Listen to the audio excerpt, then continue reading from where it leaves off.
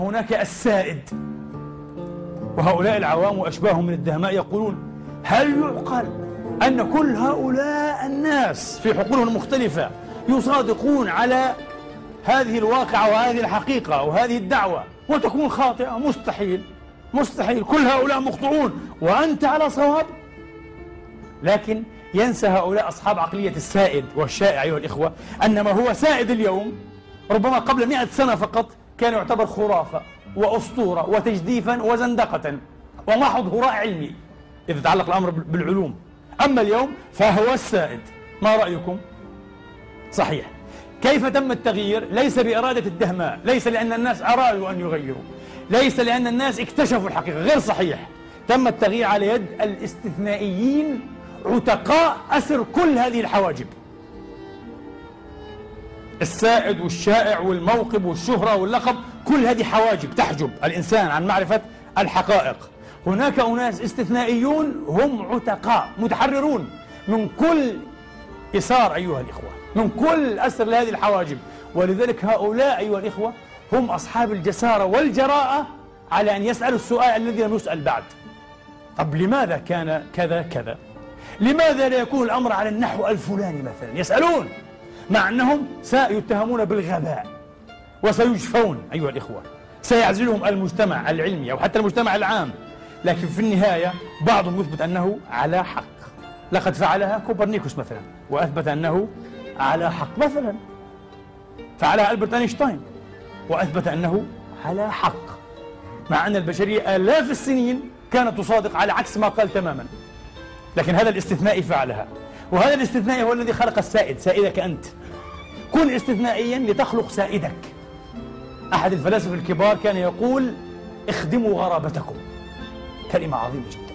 اخدموا غرابة، اشتغلوا على غرابتكم.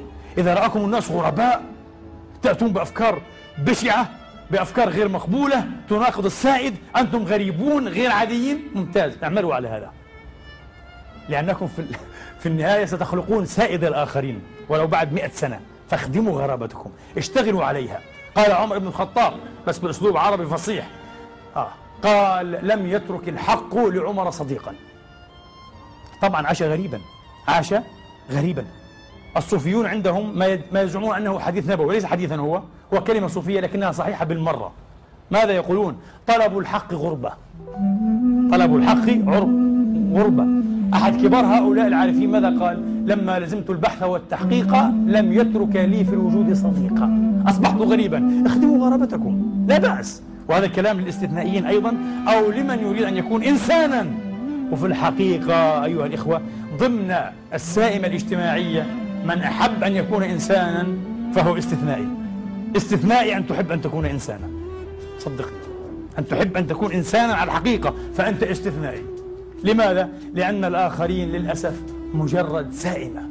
سائمة أمكن لأمثال موسوليني وفرانكو وسلازار وهتلر أيها الإخوة أن يحشروهم وأن يقودوهم. هذا يذكرنا أيها الإخوة بما أحب أن أتساءل بصدده لآخر مرة في هذا المقام.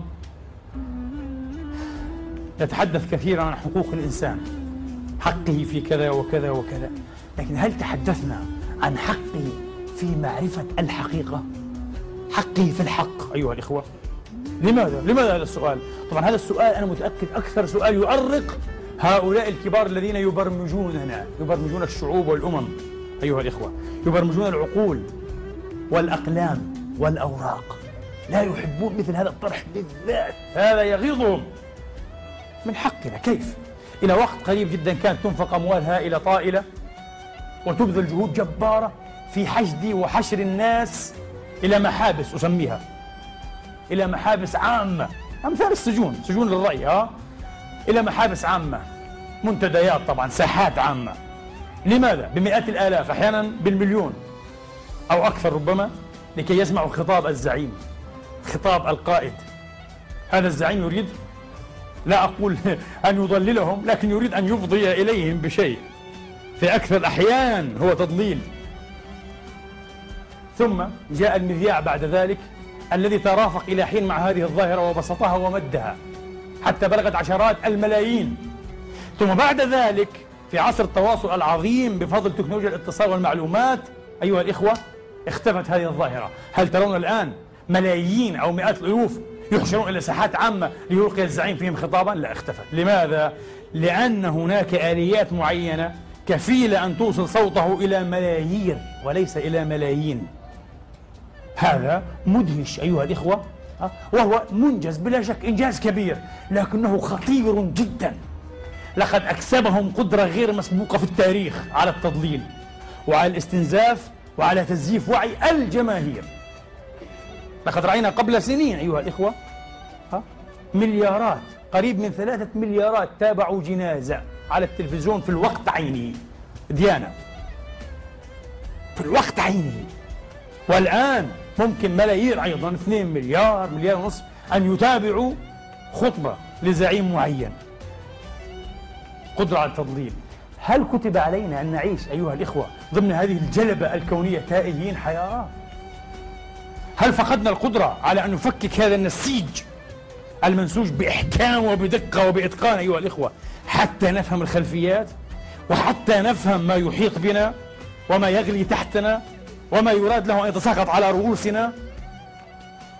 هذا أمل بعيد جدا جدا جدا أيها الإخوة، ما دمنا معطلين لملكات التفكير في أبسط الشؤون التي تعتوي حياتنا اليومية.